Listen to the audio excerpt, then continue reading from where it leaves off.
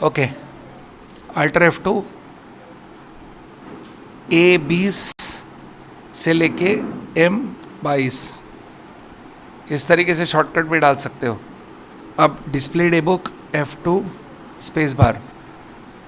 तो अभी इधर 1 अप्रैल से मार्च 21 तक एंट्री है और कुछ ऐसे एंट्रीज है जो आपको अगले साल डाल दे। ये तो बात क्लियर है।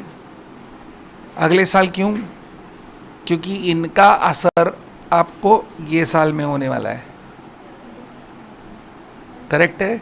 जैसे लाइट बिल, मार्च का लाइट बिल अप्रैल में आता है, तो होता ऐसे है कि जब आप अकाउंटिंग 2 साल का करना चालू करते हो तो आपके डेट ऑफ लास्ट एंट्री है अप्रैल 21।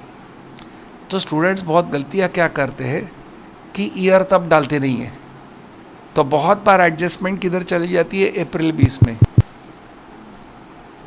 अगर आज आपको एडजस्टमेंट एंट्री डालनी है या कोई भी ऐसे एंट्रीज है जो ये साल के हैं, तो साल डालो, नहीं तो गड़बड़ हो जाएगा। पूरा सिर्फ अपने को आदत पड़ जाती है डे मंथ, मुझे तो सिर्फ डे डालने की आदत है, तो डे मंथ एंड ईयर डालना ज़रूरी है। दूसरी बात, अब हम बैलेंस शीट फाइनलाइज करने चाहते हैं 2021 की, बराबर है। तो होता ऐसे है कि मैं जब भी बैलेंस शीट लेने जाऊँ ना, ये 21 तक बैलेंस शीट देता है, राइट। तो ये एक बहुत प्रॉब्लम है। हर बार F2 दो, A20 टाइप करो, M21 टाइप करो और बैलेंस शीट देखो। समझ रहा है? अब यही डिटेल देखने के लिए आप उसको देते हो अल्टर F5 डिटेल। तो ये स्टेप आपको कुछ बार बार करने पड़ते हैं। इसके लिए कुछ इलाज है क्या? तो पहले आपको चीज़ समझना है जो है कॉन्फ़िगरेशन। तो टैली में कॉन्फ़िगरेशन बेसिकली 2 प्रकार के होते हैं।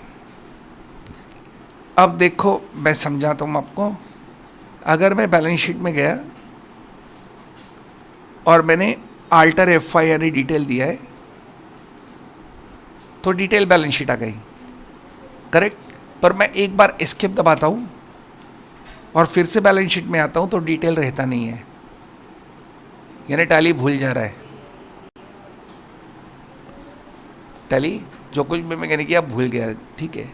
यही नहीं, अगर मैं यहाँ F12 कॉन्फ़िगरेशन देता हूँ, ये बैलेंस शीट कौन सी है, हॉरिजॉन्टल फॉर्मेट है, F12 देता हूँ और इसको मैं करता हूँ वर्टिकल,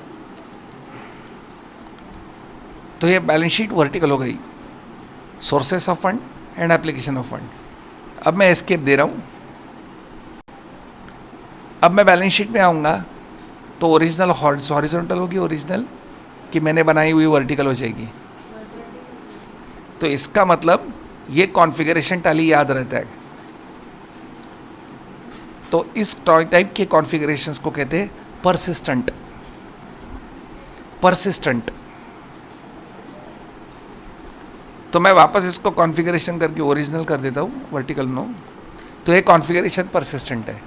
मैं टैली के बाहर आके भी अंदर आऊँगा तो मुझे वो सेव्ड होगा कॉन्फ़िगरेशन।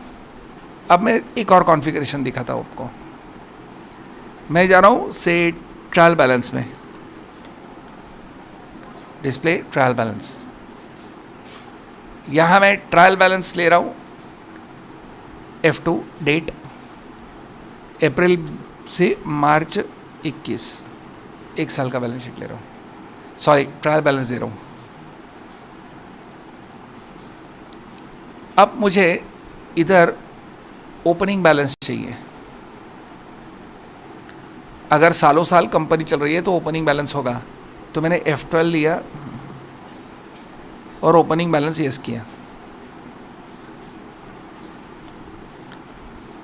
तो इस साल का ओपनिंग और क्लोजिंग दोनों मुझे मिलेगा।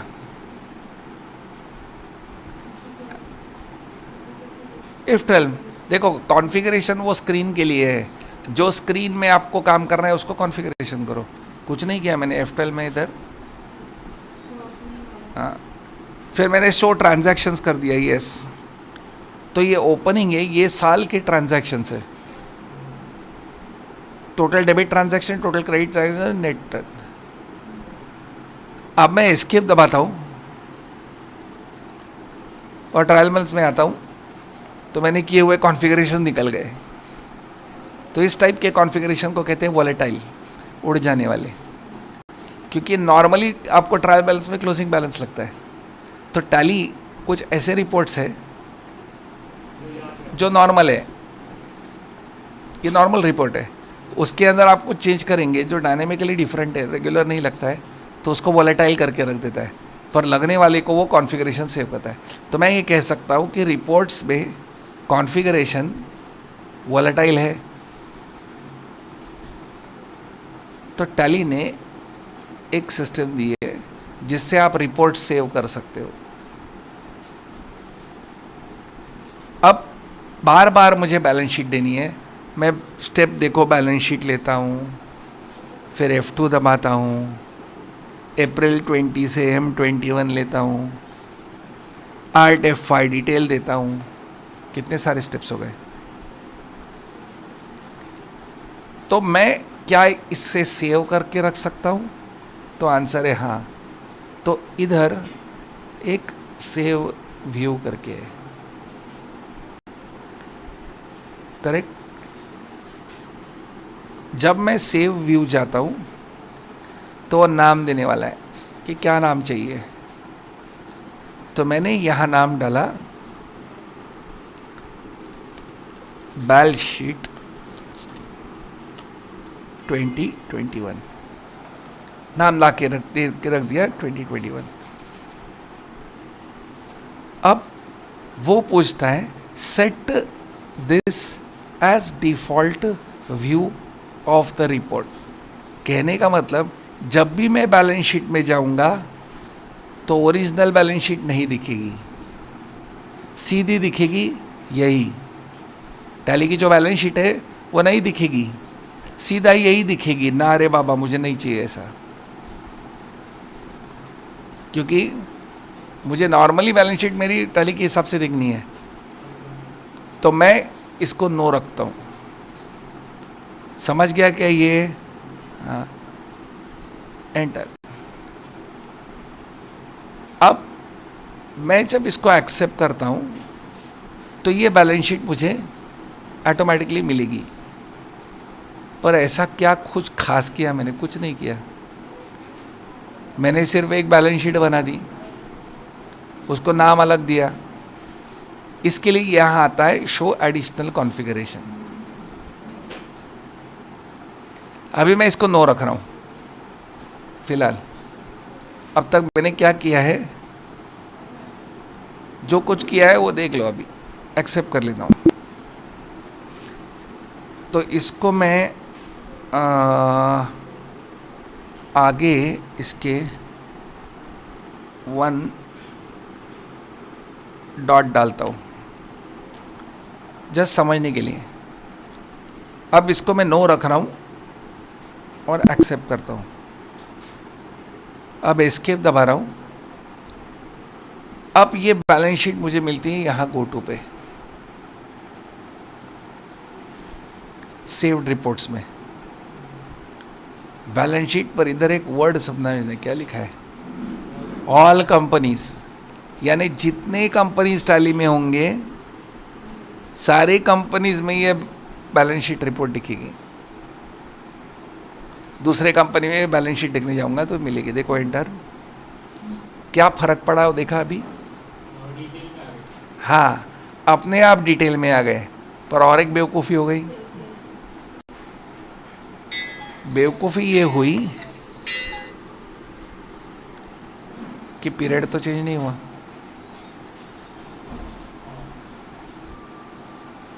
समझ गए ना? पीरियड तो चेंज ही नहीं हुआ। नहीं, एक मैं दूसरी कंपनी भी ओपन करूंगा तो वो रिपोर्ट मुझे मिलेगा। चेक करें क्या better? Alt F1, control F3 देंगे। इसे बंद करता हूँ और ये team work sales and services लेता हूँ।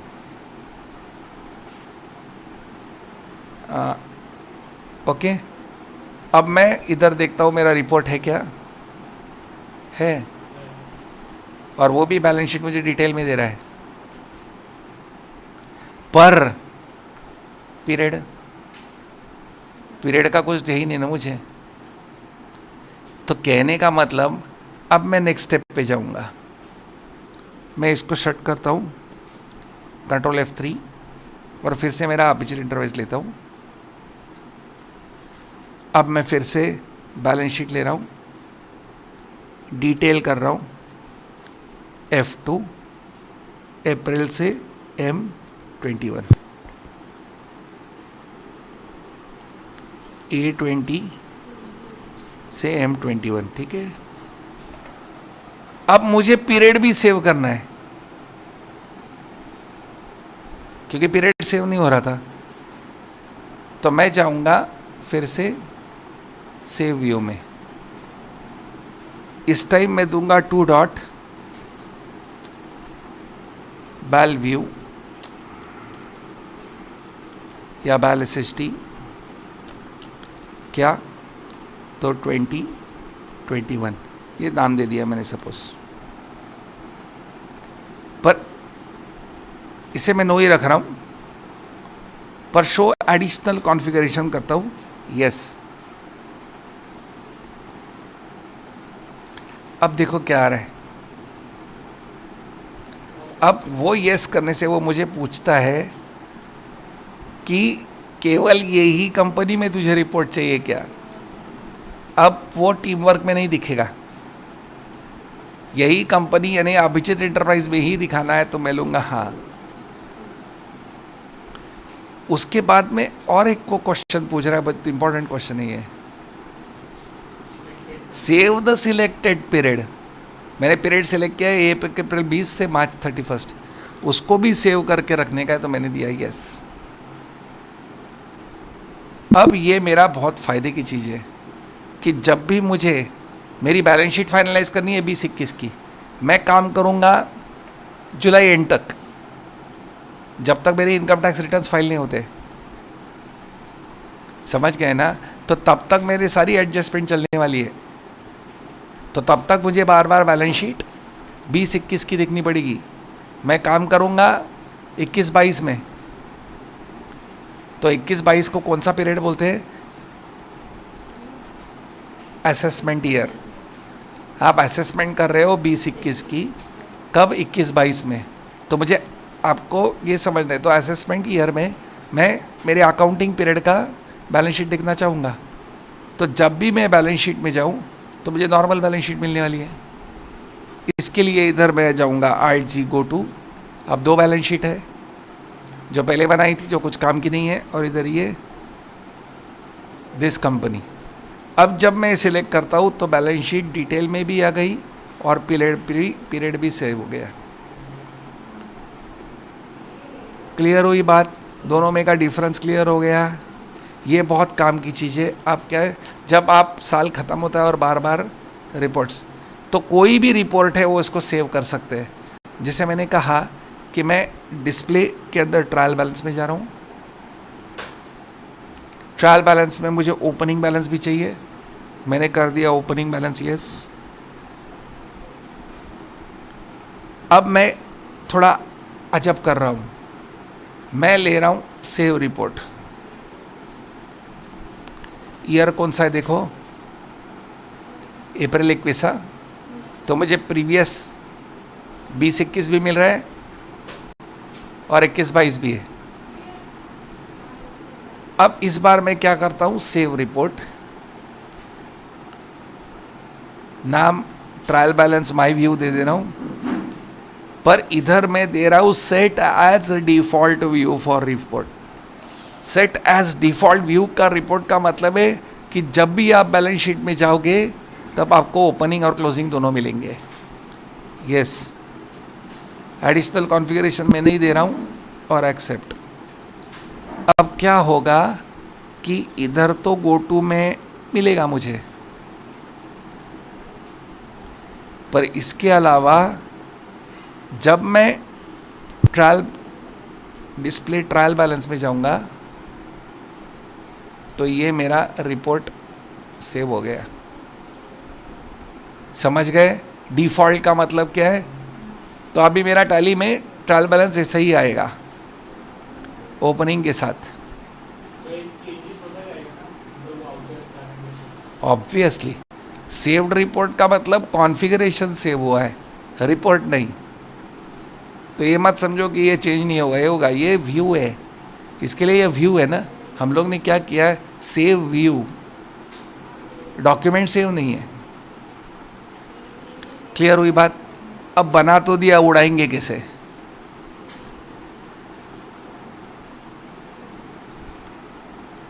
अब शायद टैली और इसको एनहांस कर रहा है, क्योंकि इधर हेल्प में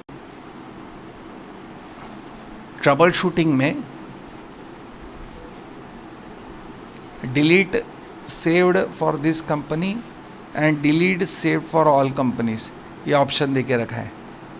तो प्रॉब्लम ऐसा है कि मुझे सारे डिलीट करने के लिए ऑप्शन नहीं मिलता है कि मैं कौन सा डिलीट करूं। मेरे 3 रिपोर्ट है, तो 2 कंपनी लेवल के, तो वो सीधा डिलीट हो जाएंगे, और एक ये जो इस कंपनी का है ये रहेगा। उसे भी उड़ाने के लिए help trouble shoot delete views saved for this company, इस तरीके से आप रिपोर्ट डिलीट कर सकोगे। तो कहीं ना कहीं ये ऑप्शन चाहिए, और कि आप कौन सा व्यू डिलीट करना चाहते हो। ये तो सारे व्यू डिलीट कर रहे हैं, शायद अगले रिलीजेस में